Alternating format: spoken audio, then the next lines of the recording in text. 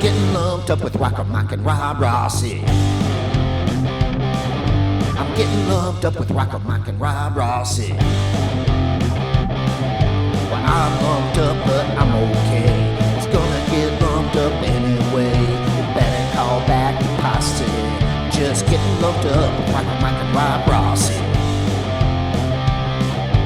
Getting lumped up with RockerMike and Rob Rossi.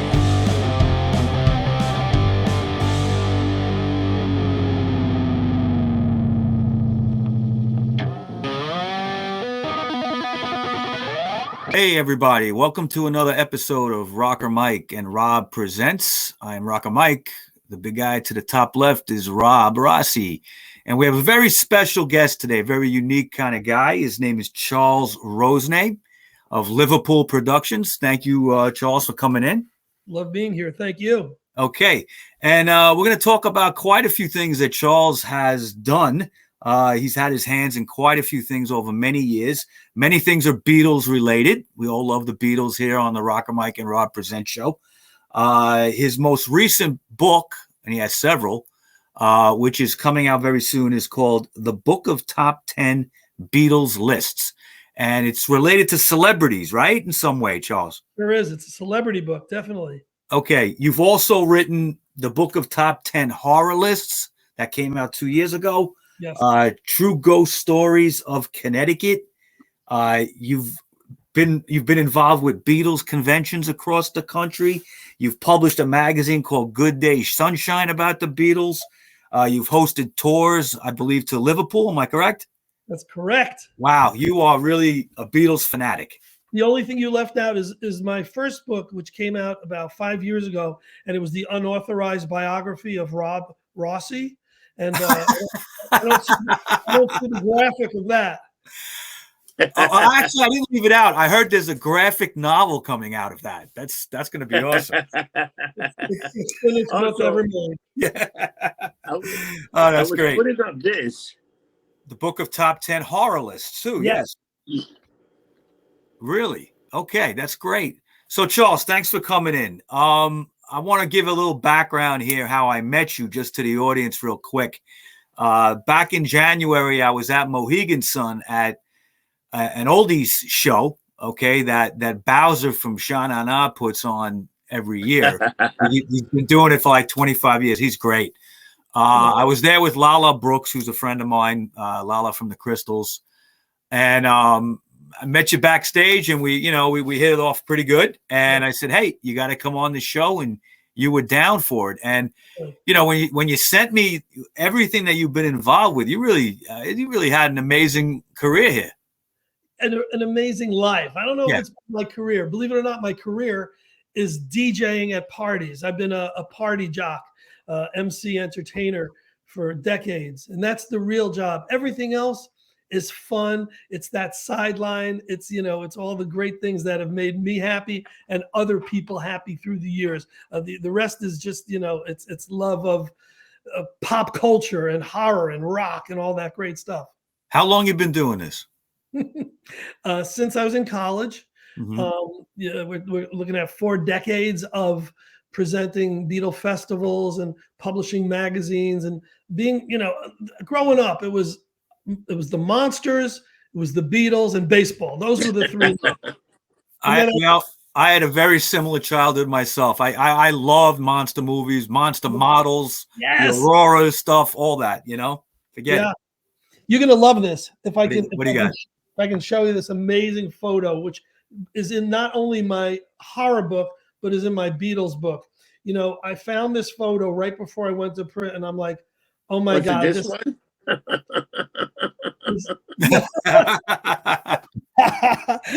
That's my horror persona, Cryptmaster Chucky. No, it's this Cryptmaster Chucky. Guys, you'll love this. What do you got?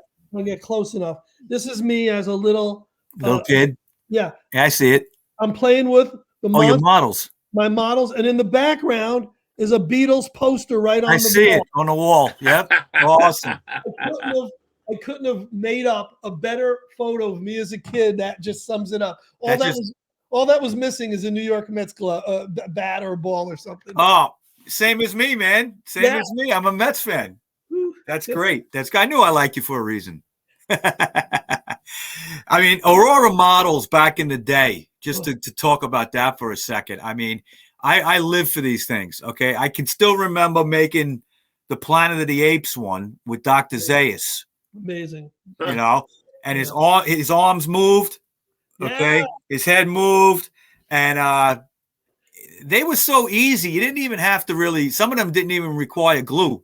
Yeah, they You snapped. know, Snaps all together. The painting was everything, and then keeping them unbroken was the big challenge. Oh, of course. But yeah, I grew up with all the Aurora monster models and famous monsters of filmland. That was yes, the magazine. I have stacks of them at home. That was incredible. I was so glad when they brought it back. It's already been years already. It's gone again. I think it'll come back again eventually, and I think they're doing a convention and all that. But yeah, there's other great monster magazines, but nothing is like the ones that we grew up with. And you know, it was that love of that stuff that really inspired me to do this book of top 10 horror lists, because being in the entertainment field for so long and going to these Bowser type shows, you know, you get to meet a lot of pop culture people. Yeah. And during COVID, I was like, all right, I know all these people. I've gone ahead and gotten some of them to give me lists of their favorite horror movies, horror this, horror that, themes. And I've only needed about 20, 30 more. And I said, man, I can do a book. And I'm home during COVID. I'm not DJing. I'm not doing conventions. I'm not doing tours. I'm not doing all the stuff I do. I'm thinking, all right, now I have the time for once in my life to actually do a book. Now, mind you, I'd been publishing Good Day Sunshine, which was a Beatles magazine, for 20 years. So in my brain, I was putting out a book a month. I was putting out 6 books every year. Wow. But it wasn't really a book. And when I hit the 100 celebrities, I thought, you know what, now I'm going to put out this book. And I put out the book of top 10 horror lists. And everyone was like, Charles, you're a Beatles guy. How could your first book not have been a Beatles book? And I'm like, they're right. All right, look, if I can get 100 celebrities to give me their favorite horror list, then I can get Beatle people and rock stars and movie people and celebrities to do the same with their favorite Beatle songs, Beatle movies, all that good stuff. Yeah. Damn, I look good in that. So, right, as we're speaking, we're about to launch. By the time we air this, it'll be out. The book of top. No, look at it. There it is. The book of top 10 Beatle lists, which is the follow-up to horror lists. Same kind of cover format, same concept, except, you know, I'm going at this list and I'm thinking I'm at 50. What should I do? Should I wait a few years and go to 100? And I said to myself, no, I'll finish it when I'm at 64. And I got 64 celebrities, great pop culture icons and rock stars and actors. Can you tell us one or two that you spoke to for that new book? I'll tell you a neat one, which is sort of like an off the wall one, was TV personality, one of the greatest interviewers of all time, Dick Cavett. Really? Who interviewed Harrison, interviewed Lennon. Yeah. And, you know, where is this guy? It was one of the ones I really had to really find. And he was great. He gave us a great list. And he ended it by saying, these are the stories that I can tell. Meaning, there's all this. Yeah. He gave like his top 10 memories. Really proud that John Lennon's sister Julia gave me the forward for the book, which was really exciting. But Dave Winfield, you know, former Yankee, gave me a great list. A lot of people who were connected with the Beatles, some of the members of the Quarrymen, some members from Badfinger, you know, it's just a Did you get Pete Best? I did get Pete Best. You know, Pete Best has been a friend for since the 80s. Wow. And I had to hammer him. So, when we get together, I'll give you a list. I go to Liverpool every summer. I see him in Liverpool in August. I don't get a list. I'm like, uh-oh, this book, I can't do this book without everyone who knows me knows I know Pete. I managed him for a little while and did some of his personal appearances. You can't put out this book without Pete Best. Sure enough, we're at a convention in Massachusetts together. We're tables next to each other. I put the pen in his hand. I give him the sheet. He gave me a great list. And I got one from his brother, Rogue, who now manages Pete's career, runs the Casbah Club in Liverpool, and is a great drummer and a great guy in his own right. So we got two best of lists, one from Pete Best and one from his brother, Rogue. Wow. Wow. Now, when I met you the day of the Bowser show, you mentioned to me about the Monkees as well. I did. What did you have going on with the Monkees? So I'm a huge, my gosh, I am such a huge Monkees guy. So They were besides the great. Beatles, yeah, thanks. Besides the Beatles, I've always produced Monkees conventions. I've been a huge Monkees fan. I was friends with Davey and Peter. I've interviewed Mickey dozens of times, and somewhere down the road, hopefully a Monkees book. But in 1982, Peter Tork, it was in between. It was while the Monkees weren't big anymore, but it was before their 86 comeback. Right. And we did a Monkees convention in Connecticut. Peter came. I mean, in those days, Beatles didn't come to Beatle conventions. Monkees didn't come to Monkey conventions. That was unheard of. Yeah. And it was before the days of what we have, Chiller and all these great conventions where stars sit and sign, and they get paid to do it. In those days, they didn't know from getting paid. They sat and they signed forever. Davy Jones was at one of my Beatles conventions. He said, I'll sign for an hour, wound up signing for 2.5 hours. He said, I can't leave till everyone gets an autograph. I mean, these people, I love the Monkees. So it's funny because Mickey gave me a horror list for the horror book. Did he? And it's mostly like 50 sci-fi classics. That's what were the questions? Just like favorite movies or other things? Yeah. It was your choice. Favorite horror theme. In his case, he decided to come up with his favorite Monkees. There's a picture of me with Mickey right there on stage interviewing. Nice. Yeah, nice. And he came through. Don't forget, he's been in a bunch of genre movies. He was in Rob Zombie's Halloween. Yep. He played himself in Mega Python versus Gatoroid. He's been in some B movies. That's true. He has the Night of the Strangler. Strangler. I know that top list better include Abbott and Costello beat Dracula. I thought that was a good horror movie. Abbott and Costello beat Frankenstein. No, that was Frankenstein. They had like Frankenstein, the werewolf. They had a few. All of them were in it, even Invisible Man at the end. Because that's the one they were all in. Yeah. Mickey Dolenz' top 10 list was movies like The Day the Earth Stood Still, War of the Worlds, Forbidden Planet. That was his thing. But you mentioned Abbott and Costello meet Frankenstein. And I'm glad you mentioned that because a guy by the name of Vinnie Martell, who's one of the greatest lead guitarists ever, was and is the guitarist from the band Vanilla Fudge. Vanilla Fudge, yep. Well, Vince Martell's list was monstrous, terrible top 10 list of movies that were horror, but also comedy. Okay. Oh, that's fantastic. His top three were Abbott and Costello Meet the Mummy. Right. Costello Meet Dr. Jekyll and Mr. Hyde. Yep. Obviously, Abbott and Costello Meet Frankenstein, and Abbott and Costello Meet The Invisible Man. There were 4 Abbott and Costello funny horror movies. Well, they were like comedy horror, but then you could also have stuff that's unintentionally funny, like Plan 9 from Outer Space. Right. Which is funny by mistake. Unintentionally funny. Yeah. He includes a movie, guys. I don't know if you ever heard of Bela Lugosi Meets a Brooklyn Gorilla. Yes, I've seen it. Yeah, with the look-alike, right? Yep. Oh, it's just one of those where you can't keep your eyes off it. It's so bad, It's like. Didn't he end his career like in Ed Wood movies? He started doing those weird Ed Wood movies. Yeah.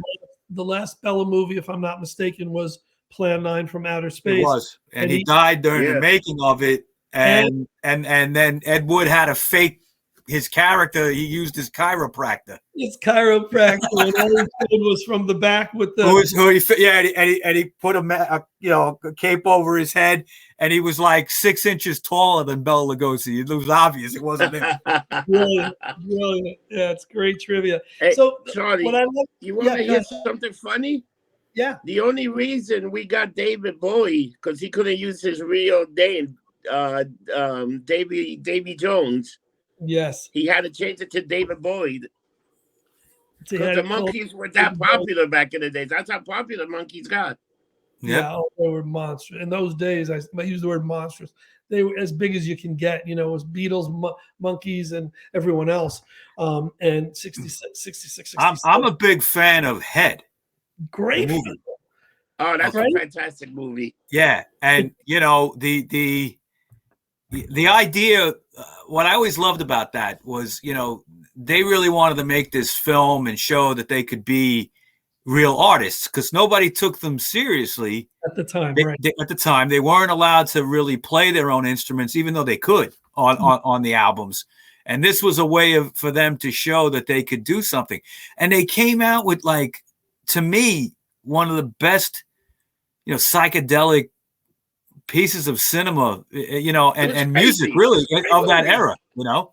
The Porpoise song. Psychedelic. And the music, well, Porpoise song fits because it is so psychedelic. Yeah. And the whole soundtrack is great. You know, all those later albums have such hidden gems. And yeah, it's a shame that those guys aren't, you know, recognized in the Rock and Roll Hall of Fame, because if you think about it, they influenced so many and they were so beloved. Right. And, you know, we talk about my book. Yeah, it's a horror book, or the Beatles book is a Beatles book. But more than anything else, it's a pop culture book. Because if you love celebrities, it's more interesting looking up and seeing who's in the book. Oh, what did Gloria Gaynor, disco diva, who sang "I Will Survive"? She's got a top 10 list in the book. You know, it's going through there and finding these people like, oh yeah, some of the people who you know, who go to the Bowser show. You know, I'm always hitting them up for lists. Sometimes we get them, sometimes we don't. We got one for a few years ago from Freddie Boom Boom Cannon. Awesome. Yeah. And so I think that's, for me, if I wasn't the author of the book, what I would love is to see all these pop celebrities, all these people who I've loved growing up. And then I go to see who picked what movie, because we put an index in both books. So let's say I love The Sixth Sense. Well, I'm looking here. Oh my gosh, Mickey Dolenz liked it too. Don Grady. Well, you cross-reference it like that. That's great. That's great. Yes, You can see what celebrity liked what. Yeah. Yes, a cross-reference index. And in both books, I do the ultimate top 10, which is all the ones that were in the book, who picked the most first, second, third, fourth, fifth, you know, that kind of thing. Now, I got to ask you, you're such a Beatles fan. Yeah. Okay. Have you ever met any of them besides Pete Best? So I always say I met 4 Beatles. And they go, you met all 4? I go, well, Pete Best. Mm-hmm. I met George in Japan at the airport once. Yeah. I met Ringo at press conferences, asked him questions and all that. And I met Paul more than the rest of the guys. I met him the most. I never met John, but came really close. We did a Beatles convention in October of 1980 and did a birthday card that was signed by thousands. So first we submitted it to the Guinness Book of World Records as the biggest birthday card, the most signed, and they rejected it because it was done on a bedspread, on a bed sheet, and they said it's not a card. I go, all right, well then Guinness Book of World Records and they said no. And then we brought it to the Dakota. We brought it to New York, and we had prearranged for us to meet with John and presented him personally. And when we got there, it was myself and some friends and my mom at the time. We were told by one of Yoko's assistants that he was in Florida. Was he in Florida? I don't know. Did they just want to, you know, not be bothered and just take it? It's hard to say. But a Rolling Stones magazine editor and photographer came there because he was supposed to come out and get it, and that would have been exciting. But as we know, he passed away that December. So yeah. Similarly, this is funny because I have this Monkees drumhead. I used to be in a monkey band called Monkey Mania. I was Davey, believe it or not. Did the maracas and the tambourines. Yeah. And I had it signed by Mickey, who wrote Mickey Dolenz, I'm a Believer. Had it signed by Peter Tork. He wrote So Am I, as a believer. Had Mike Nesmith sign it, which was, I never thought I'd get him to. And I figured, no rush with Davy Jones. I've known him forever. I was close with him. When I see him next time, I'll get it signed. Unfortunately, we lost him before there was that. Yeah, I was bummed out when that happened. It was hard it was hard to like kind of process that he died, you know, because you just always see him as a young guy, you know. Young and energetic. And yes, he was. I played softball with the guy. What a competitor. I mean, he rode horses. Yeah. So he was Australian, right? No, Davey was from Manchester, Oh, England. he was from Manchester. Okay. That's cool. Which is about 45 minutes from Liverpool. Yeah. Peter Noon came out of Manchester. It's incredible the amount of talent in the 60s that came out of England. That whole British invasion was just, everyone was great, and the songs they put out in that area is my favorite music of all time. Beatles and Monkees and Gary Puckett, and you can go on and on. The Motown of that's my peak time. But if someone's 10 years younger than me, then maybe disco and new wave is their favorite. If they're I mean, I'm kind of from a punk background, so it's like the Buzzcocks from Manchester and even Ireland, like the Undertones, and of course the Pistols and the Clash, and all that stuff. I grew up with that. I love that, but I recognize it. 10 years earlier was the same thing. It just was a little different. There was it was like you just named. I mean, I love, that's my second wave of favorites. Yeah, but also like Squeeze and Elvis Costello. And Ramones. I love that stuff. Yeah. Yeah. I mean, the Ramones are my all-time favorite band. Yeah. All-time favorite. And how did they name them? Speaking of the monkey, hold on. Rob, let me interrupt you. He's asking a good question. How did they name themselves the Ramones? Because Paul McCartney used to check into hotels under the name Paul Ramone. Exactly. And Dee Dee somehow knew that. I still never figured out how he knew that. Okay, but he's heard that somewhere. And I hung out with the Ramones a little bit, and I asked Dee Dee that once. I said, "How?" And he's like, "I don't remember." Because but I knew somehow. So who knows? My Ramone story. I'm sorry, Rob. You're next. I'll take over here. My Ramone story is early on. I saw them at a place called Toad's Place, and they weren't yet in Connecticut. I've been there. Yeah, great venue. And went backstage. I think I was still in college radio. The first album's out. I'm in love with this band. I want to go see them every time they play anywhere. But I'm backstage, and this is, I think, before. Yeah, it was definitely before the movie came out. Right. And they go, guys. They're all begging for pizza, and their manager is giving them veggie and health food, and they're like, "No, we don't want this. Eat it. It's healthier." Yep. And then that scene ends up in the movie. It's in Rockville High School, and I'm like, you're feeding Joey alfalfa sprouts. Alfalfa sprouts. Sorry, Mr. Rossi, it's you now. Go ahead, Rob. No, so supposedly the way they got the Ramon, that supposedly one of the guys was seeing a girl that worked at the hotel, and Paul McCartney was in the hotel, and she said, that's how they got it. How does he? When he goes, he told Paul McCartney was in there, but you would never believe what he signed. He signed. This girl recognized him and saw that he and then gave the name to Dee Dee. And wow, okay, that's great. That solves that mystery. That's the way they got the name. And another thing, it's like, is Mickey like the last monkey alive? Or they all passed away, right? He is. Let's give him a plug because he's got a book coming out. Nice. 500 pages. It's going to be unbelievable of unseen photos and really just his whole career straight on through. With maybe you could put a good word in for us, Charles, because I'd love to interview Mickey. Well, guys, I got to tell you that I do a radio show on weekends. On Monkey Mania Radio. It's on Live 365, and I do the Monkees interview show. Okay. Wow. Every week now, 2 years, I've gotten a different celebrity every week. I've not asked Mickey, just out of respect, because I know that on the level of what he gives interviews, he just did Jimmy Fallon. He just did CBS. So he's pulled to do 1 million interviews a day. I would be honored to get him for you.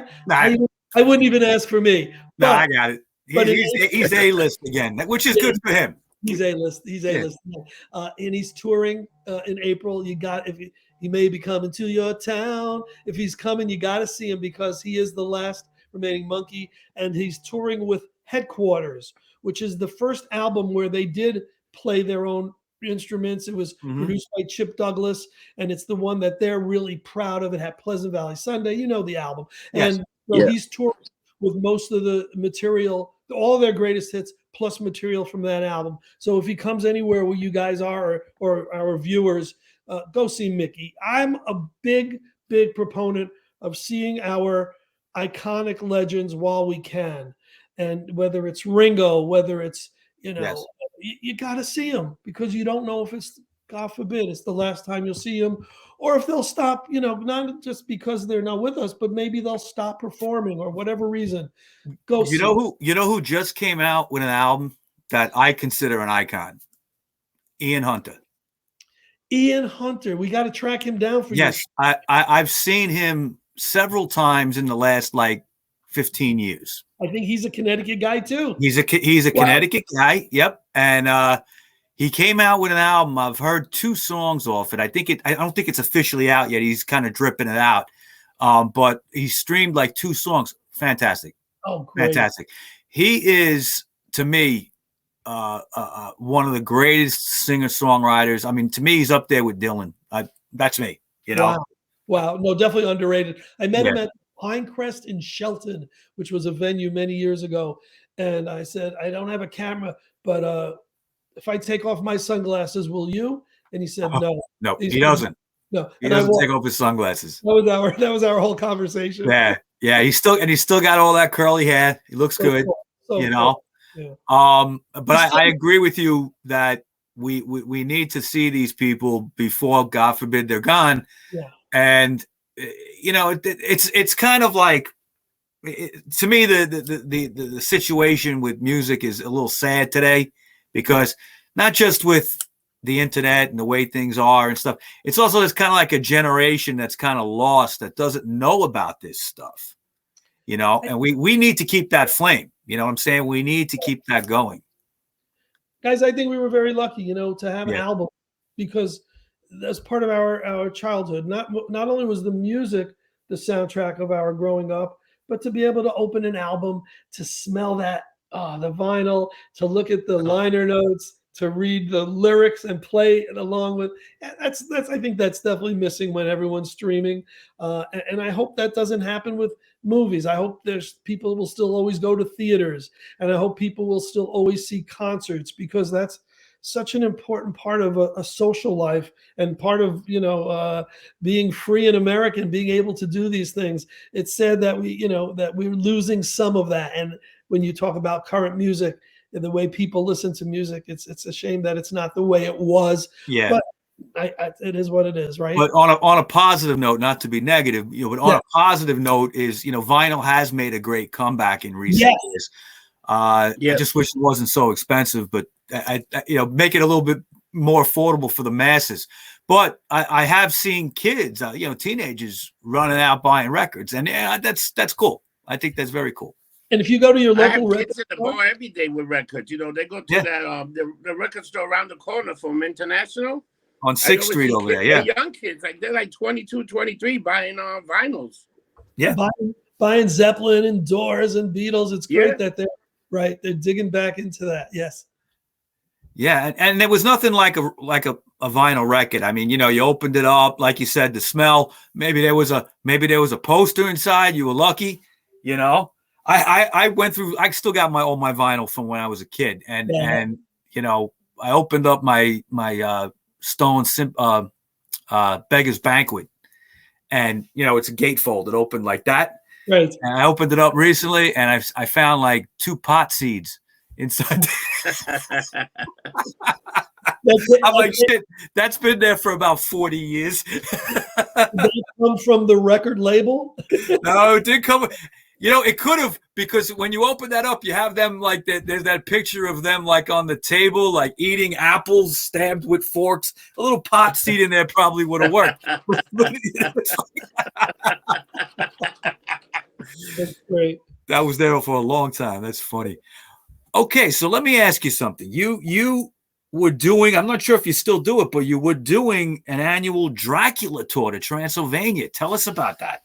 Wow. Ta-da! You still doing it? This year is our 25th anniversary.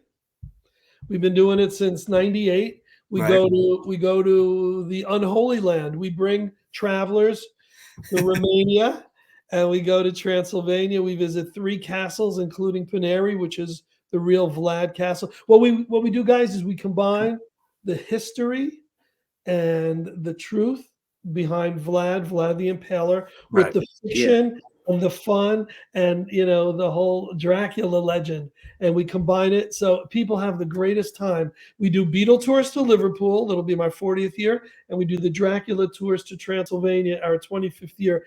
Every single year in October we bring a group. And there's so many businesses where even if you're the best restaurant in the world, you're still going to get 1 star or 2 star. Everybody who goes on the tours, 100% satisfaction. It's so proud of these tours. They're just so much fun. I went on them for the Dracula tour. I went on for like the first 12 or 15 years, and I'm too busy with Halloween stuff between promoting the book, and I run Halloween attractions and all that. So I can't go anymore. So I have this guy Radu, who's a Romanian, who's a Romanian historian, and a Dracula expert. And so he hosts the trip, and he's this coolest guy. So he does that. But I still host the Beatle tours when we go to London and Liverpool every summer.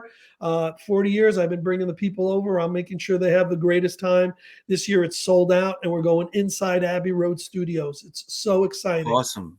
Yeah, you got to see, it's room 1, right? Room 1. Wow. Room 1 they recorded, but Studio 2 is the most famous. Most famous, right? They did the most there. On the Dracula tours, Charles, Yes. how is that? How are the tours received in Romania? Because they view Vlad as a national hero even to this day, right? How do they feel about the vampire, legend part of it? Great question. So I think we sum it up best on Halloween night. We're there, and we're at a different castle. It was built at the top of the Borgo Pass, up the mountains, where if you follow the footsteps of Bram Stoker's book, and where Jonathan Harker goes to meet, this is where the other stagecoach, right? He meets the other, This is where it would be situated. So there's a hotel there called Castle Dracula, and that's where we spend Halloween. And we go every year, and we're the only ones dressing up. They don't celebrate Halloween in Romania.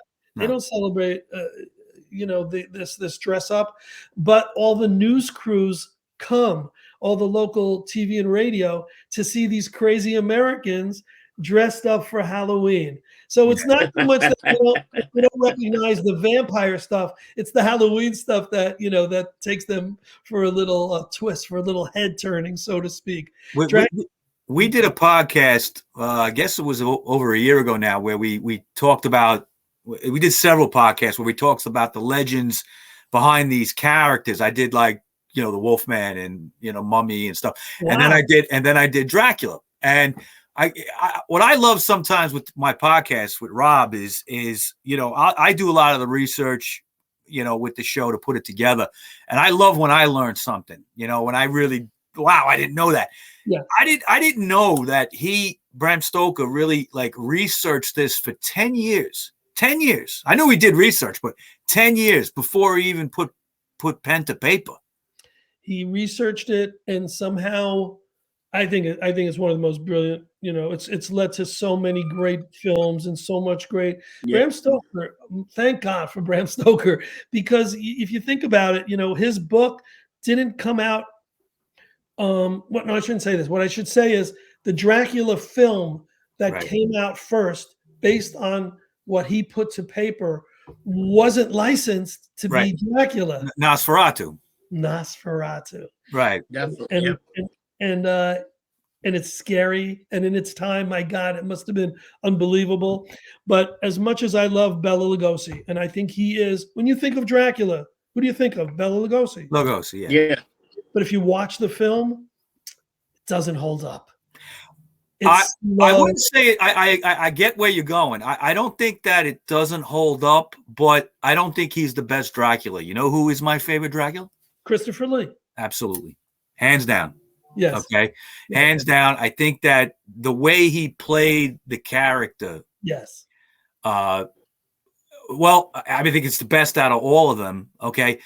However, Hammer Films after a while kind of hampered what he wanted to do, and he got a little stereotyped later on in some of the later ones. Yeah. But the first 2 or 3 are just amazing. Yeah. when I say that's blasphemous for me to say, sacrilegious for me to say it doesn't hold up. What it doesn't do is it doesn't capture the attention of a young generation. It's black and white and it's slow, and it's very hard for viewers who are of a certain age, a little younger than us, to watch it and be, engrossed in it. It doesn't have that. It's not a sexy film. It's atmospheric, and that still holds up. No doubt. Yeah. Okay. And Todd Browning, to me, you could do 3 podcasts on him. But Todd Browning nailed it when it came down to like this creepy, dark kind of thing, at least for 1931. Okay. Yeah. To me, his masterpiece is Freaks. Yeah. Okay? I don't think he ever topped that. And it's probably the movie that, got him in the most trouble. I mean, his career was practically over after that. I think he made that movie. I think a new book is out on Freaks, which is worth looking up. Yeah. Chuck Halter, I believe, put it out. And Freaks, you can do a whole show on this stuff. Yeah. Each thing we discuss, we could do a whole show on. Oh yeah. No, we're definitely, eye to eye with the monster movies, the horror movies. Just to mention quick too, there's I have a Lon Chaney collection, okay, that has pieces. They found part of like London After Midnight, which was the lost film that Lon Chaney made, the lost vampire film. Sure. And it also had some of his silent movies in the box set, like The Unholy Three. Wow. With the guy from Freaks, the midget, the German, I forget his name. Oh man, off the top of my head, the star of Freaks, the German guy that they try to kill him and everything like that. Hans something, I think, was his name. Great set. If anybody has a chance to check that out. Also, another great one was Mark of the Vampire. Right. Mm-hmm. Right, with Bella and that gal, I forgot her. Yeah, I forgot her name too. Stephanie something, I think. Yes, I know who you're talking about. Yeah, that's kind of the forgotten Dracula film because it was an unlicensed tribute. And what they did is, if you watch that film, it's a very straight ahead Dracula-ish kind of vampire thing. But then at the end, it all turns out to be a fake. It's like a play. Like at the end, they're like, "Oh, it went good tonight, didn't it?" Yeah, I think that's what made it so good. That twist. You didn't see that coming, right? Yeah, I love that. So when's the next Dracula tour coming? This Halloween? Yes, Dracula tour is every year from October 27th to November 3rd. We have flights that go out of New York, JFK, www.dractours.com. Awesome. We have space on that. For the Beatles tour, it's www.liverpooltours.com. And that's sold out this year, but we'll have space for 2024. Now, these tours, let's say the Beatles ones to Liverpool, are they kind of all inclusive? Yeah, the only thing that's not included is dinners and souvenirs. But hotels. The hotels are included, the flights included, admission, all the sightseeing, the bus, everything. All my tours, everything's included except the dinners and the souvenirs. What do you get on the Liverpool tour? Just the concert sites, or actual, like, do you see their homes, or you name it? It's really it's what don't you see? Penny Lane, Strawberry Field. We go inside Strawberry Field. We go inside the Cavern Club. We go inside the Casbah. You name it, everything you've ever seen in a Beatles book, on a postcard, in the films. We go to some of the locations from A Hard Day's Night and from Help. We go Let It Be. It's the ultimate. If you're a fan, a convention's great, a festival's great. Going to see a Beatles band is great. But if you're bucket listing it for a Beatles fan, it's the Beatle tour. Wow. No doubt. Yeah, liverpooltours.com. Okay. The last thing I want to ask you, Charles, is you have another book called True Ghost Stories of Connecticut. I know you're a Connecticut guy. Yeah. What went into this?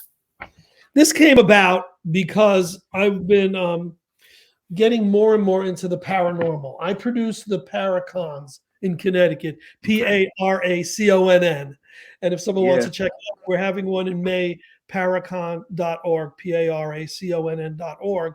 for 2 days, and doing these conventions and getting very much into the paranormal with my partner Nick Grossman. Nick is the real deal. He's clairvoyant. He's an empath. He's a spiritualist. He's a witch doctor, literally, you name it. And this guy, so we teamed up, and he's the shaman and the showman. Guess who's the showman, right? Yo. Yeah. And so we take people out on paranormal investigations. We do events. We're doing psychic fairs, but we do this major convention. We went to the convention. Half the people there were like him, real paranormal investigators. And I'm thinking, God, these people must have the best stories to tell. And I go around the room and I go, hey, I'm going to do a book. I would love your best ghost story, but I don't want it made up. I don't want to fictionalize. I don't want to embellish. I want the truth. Now, because I've had some nice encounters that I wanted to put in writing, that I thought, all right, if I die, these die with me. Why not put my stories in this book along with 25, 30, whatever. We got 33 stories of things that happened either in Connecticut or Connecticut related. That was the one parameter. The other thing is it had to be true. Had to have something to do with Connecticut, had to be true. And the book came out and people just loved it. The forward is by the amazing Kreskin. Awesome. Who is when you think paranormal, you think of the Warrens. When you think of magic, you think of Houdini. When I think of mentalism, I think of Kreskin, right? The real deal, the original, the OG of that stuff. Yep. And he had a great story. Mind you, he contributed to the horror book. He gave me a top 10 list in the horror book. And I said, hey, Kreskin, do you have a ghost story to do with Connecticut? He's, no, I have a ghost story to do with New Jersey, but I'll write the forward and I'll include my story in the forward. Awesome. So I got the forward. He has his story in it. And the rest of the book is just, you don't have to be a Connecticut person to appreciate it. What you have to do is love ghost stories. Awesome. This could have been just called True Ghost Stories. The fact that it's of Connecticut gives me the opportunity to market it at all my shows in the state. So it has a lot more of a local cachet. But it's a dynamite book, and it's available on Amazon. If you go to Amazon and put in True Ghost Stories of Connecticut, you'll see the book. It's $20. That's awesome. That's awesome. If I could just tell you quick, similar situation I have going on.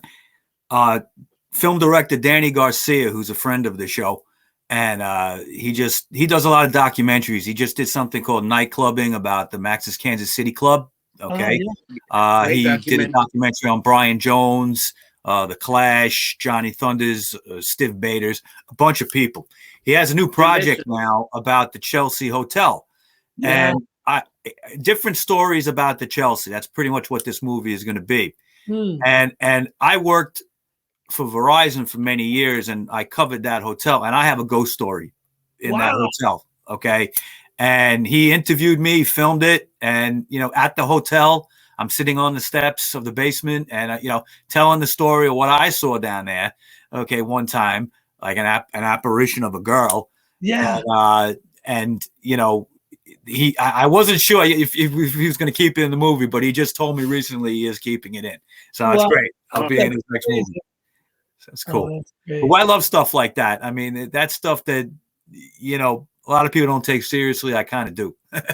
Well, it's funny because I always consider myself a skeptic and a non-believer, even though I had these unexplained occurrences. Mm-hmm. And as I've gotten more and more involved and more into the paranormal and, with Nick and the people that I'm associated with, it's not so unbelievable. There's reasons behind it. And even though we can't put our finger on what those reasons are, they're happening all the time and to more and more people. Yeah. Yeah. All right, Charles Rosenay, I want to thank you for coming in. You're a fantastic guest with so much information here. Okay, and thank you very much. Check his books out. Like he said, some of them are available on Amazon. Yes. Did you want to add anything? Maybe an email or a social media handle, anything? Yeah, I'll do a wrap up. So if you could go to Amazon and put in Charles Rosenay, you put in my name, you'll see the 3 books that are available. The book of Top 10 Horror Lists, True Ghost Stories of Connecticut, and the book of Top 10 Beatle Lists. Mm-hmm. If you want to come to a great convention, a paranormal convention with guests and psychics and vendors and all that stuff, if you're in driving distance of Connecticut, it's Paracon, PARACONN.org.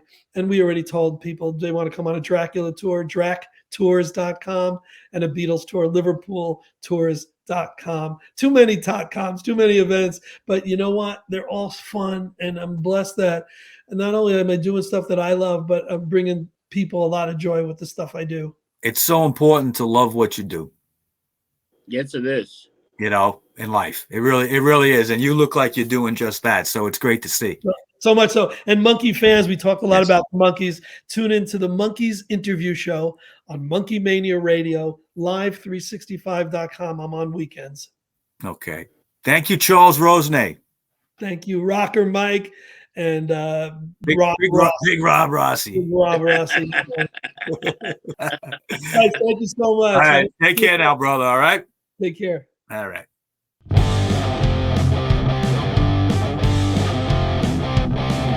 I'm getting lumped up with RockerMike and Rob Rossi.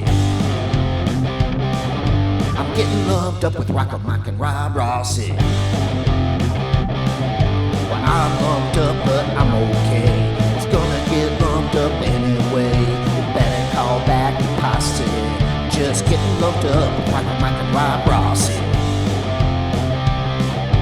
Getting lumped